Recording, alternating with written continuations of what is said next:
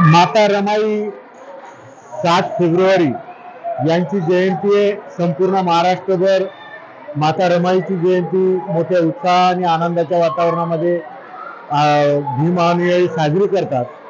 या ठिकाणी सुद्धा माता रमाईची जयंतीचं औचित्य साधून लहान पहिलीपासून तर 10वी पर्यंतच्या विद्यार्थी आणि विद्यार्थिनींना वया वाटपाचा कार्यक्रम आपण ठेवला होता।